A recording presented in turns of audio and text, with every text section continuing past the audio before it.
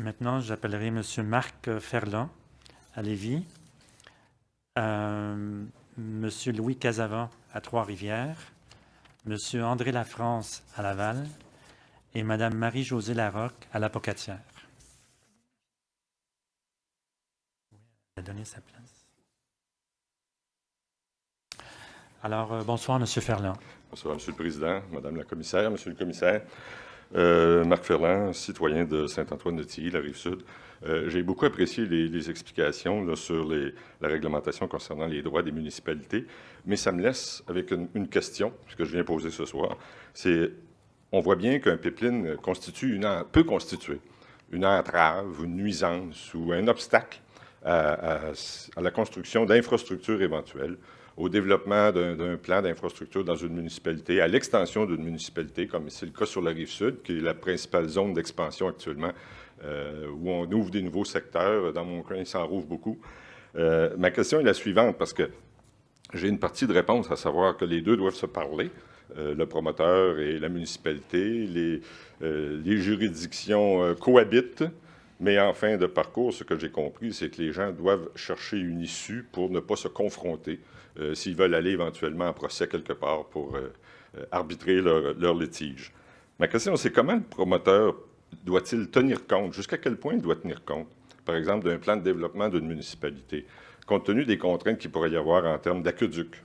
Parce que le pipeline, l'oléoduc, constitue dans son emprise de toute façon un obstacle ou peut créer un enclave, par exemple, à une nouvelle zone de développement résidentiel, au passage d'un aqueduc, que j'imagine vous passez par-dessus, en dessous, en tout cas, il y a un croisement, une route, construction d'un centre de la petite enfance à côté, une école tout près à cause des raisons de sécurité. On voit donc quelqu'un qui veut faire un plan de développement de sa municipalité dans le long terme, à partir du moment où il y a un projet de pipeline ou un pipeline existant, il est contraint, et pour très longtemps, parce que la vie du pipeline, on parle de 30 ou 40 ans, dans ses projets d'expansion. Comment concilier donc le pipeline en projet ou une fois construit avec la capacité de la municipalité de poursuivre son développement, la rénovation de ses infrastructures, la modification, l'ajout d'une route, d'un rail, d'une école ou de quelque chose comme ça qui sont nécessités par le développement de la municipalité. Jusqu'où l'entrepreneur ou le promoteur doit-il aller pour tenir compte de ces contraintes que la municipalité pose ou entrave parce que son propre plan vient en contradiction? Et s'il n'y a pas entente, jusqu'à quel point le promoteur ou la municipalité peut-elle exiger du promoteur une compensation pour le développement qui ne pourra pas se faire ou pour l'arrêt à long terme là, de perspectives de développement parce que ça nuit à ses projets futurs de développement? Peut-être je vais profiter pour faire une mise au point tout de suite.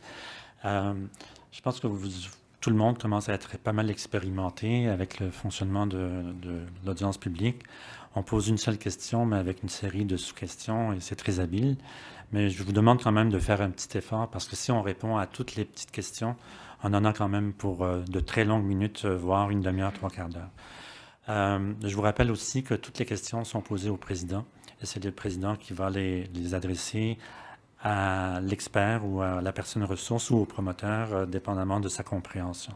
Tout d'abord, j'aimerais demander, donc, par rapport à cette question, au ministère des Affaires municipales et de l'occupation du territoire, si le ministère a déjà été approché par TransCanada par rapport au tracé du pipeline. À ma connaissance, non, on n'avons pas été approché par TransCanada pour ce qui est du tracé du pipeline. D'accord. Maintenant,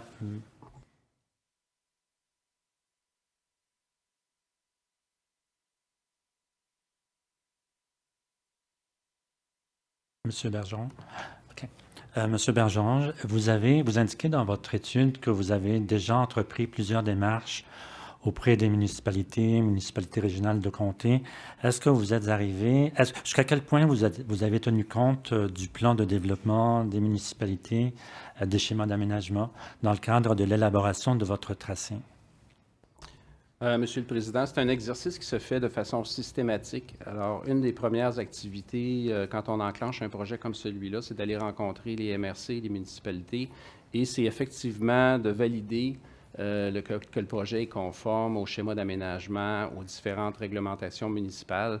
Et je vous dirais que ça, c'est encore plus important dans le contexte où on doit aller à la Commission de protection du territoire agricole et que la commission, dans le cas des municipalités, ici, je crois que c'est 61 municipalités qui sont concernées par l'exercice qu'on va faire à la Commission de protection du territoire agricole, vont demander que nous soyons conformes à la réglementation municipale avant de procéder. Alors, c'est un exercice qui est enclenché déjà depuis plusieurs mois et on travaille activement avec les municipalités actuellement pour nous assurer d'être conformes en tout point. Et la démarche va être réalisée auprès de toutes les municipalités MRC concernées? C'est exact.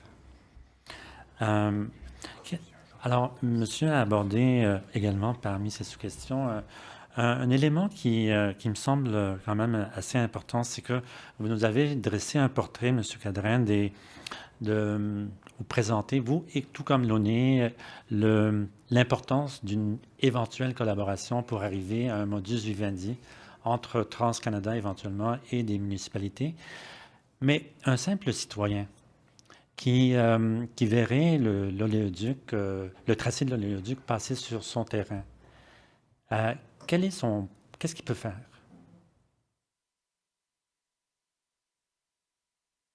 Non, je m'adresse à M. Cadrin. Ouais. Désolé, je n'étais pas certain si Non, c'est à vous. je devais regarder à côté. Bien, effectivement, le syndic du citoyen, outre le fait de discuter lui aussi et de faire ces démarches-là, lui aussi, auprès de sa municipalité notamment, puis ainsi de suite, là, en montant dans les niveaux, puis en faisant valoir, par exemple, que ça sépare sa terre en deux ou ça limite complètement son développement, ou un promoteur immobilier, un promoteur résidentiel également, ça crée une contrainte majeure au niveau de son développement, va de soi. Là. Alors, tant qu'à lui, tout ce qu'il peut faire, c'est essentiellement discuter, dialoguer, et après ça, évidemment, l'indemnisation qui provient de l'installation du tuyau. Là. Donc, lui, le simple citoyen, le simple propriétaire ne pourrait pas, par exemple, refuser que le TransCanada aille faire des levées, des échantillonnages, comme vous l'avez présenté. Donc, la seule alternative qui lui resterait, c'est une alternative, soit de négocier, ou deux options, là, soit de négocier, ou encore de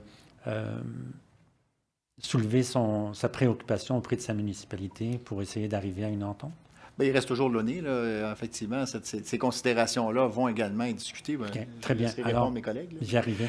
Alors, j'aimerais savoir, vous nous avez présenté lors, je pense, de votre première présentation, à l'effet qu'il y aurait des audiences publiques et qu'il pourrait y avoir des personnes qui pourraient être invitées à participer comme intervenants. Mais vous nous avez souligné qu'il y avait une différence très claire entre vos audiences publiques et, par exemple, celle-ci, où tous les citoyens sont appelés à intervenir. Votre définition d'intervenant, elle est plus restrictive que celle-ci.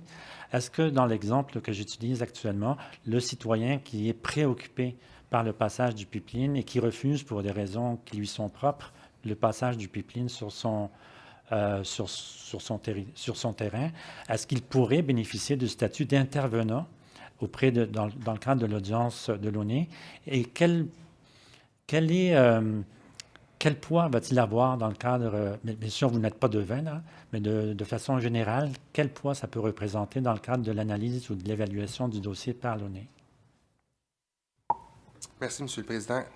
Comme je l'ai mentionné, il y a deux types d'intervenants qui seront acceptés devant le comité d'audience. Il y a les gens qui sont personnellement ou directement touchés, et je crois que l'exemple que vous venez de donner tombe dans cette catégorie-là. Donc, la demande de l'individu en question sera évaluée et si elle est déterminée comme une personne directement touchée, pourra se présenter devant l'audience et faire valoir son point à l'audience. Et à la lumière des... Oui, allez-y. Et ça sera aux panélistes de déterminer si la preuve est déposée et suffisante. Et on pourra établir des conditions, éventuellement, si le projet va de l'avant, pour que le monsieur en question soit satisfait. Donc, s'il n'y a pas d'entente entre l'intervenant en question et la compagnie, l'ONE pourra déterminer une entente. Et à partir de votre expérience et de l'histoire de l'ONE, est-ce que vous avez été témoin ou eu connaissance d'ententes spécifiques par rapport à des propriétaires?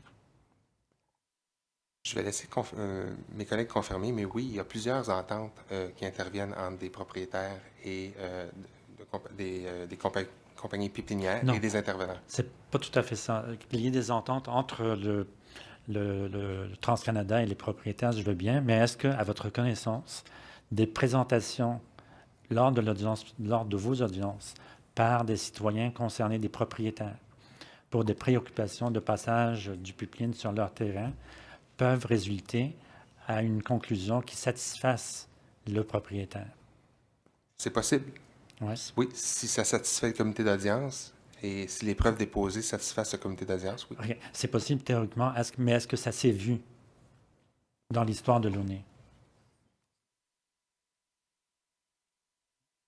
Je dirais que oui, mais je vais vous revenir. Mais je ne serais pas étonné. Ça se fait à plusieurs audiences. Il y a beaucoup de personnes directement touchées qui soumettent une preuve devant le tribunal, qui est l'Office agit en tant que tribunal à ce stade-ci. Et je suis convaincu qu'il y a eu des demandes d'accepter. OK, mais si vous voulez me le confirmer tout à l'heure, ça serait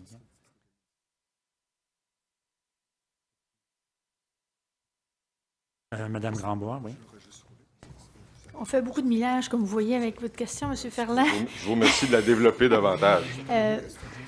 Je voudrais peut-être revenir justement à une des sous-questions de M. Ferland qui disait que si on est dans une municipalité qui est en développement, qui a encore pas mal d'espace pour se développer, donc je demanderais à M. Bergeron, dans un contexte comme ça, quand vous discutez avec la municipalité, quelle différence ça peut faire par rapport à une situation où vous discutez avec une municipalité où c'est essentiellement déjà développé, puis là, vous cherchez un endroit où vous êtes capable de passer, versus une situation où c'est à venir, et puis où la municipalité cherche à avoir, disons, le moins de contraintes possible dans le futur? Peut-être élaborer un peu là, comment ça se passe dans ce cas-là.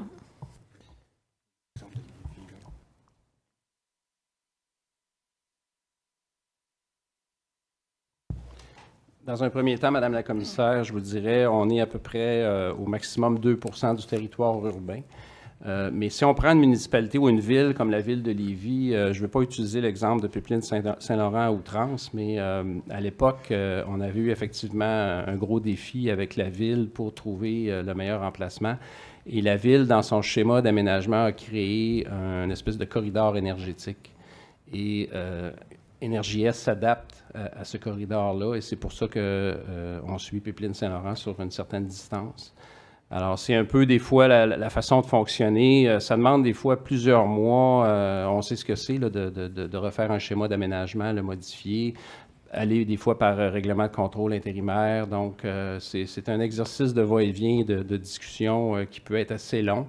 Je vous dirais que dans la majorité des cas, quand on suit, par exemple, TQM ou qu'on suit des infrastructures existantes, comme les lignes d'Hydro-Québec dans l'Est, c'est plus facile. Mais effectivement, quand on traverse un territoire qui est en développement assez important, ça demande beaucoup de travail, mais ça s'est fait et puis c'est comme ça qu'on fonctionne aussi de notre côté. Là. Alors, merci, Merci, M. le M. Président. Ferland.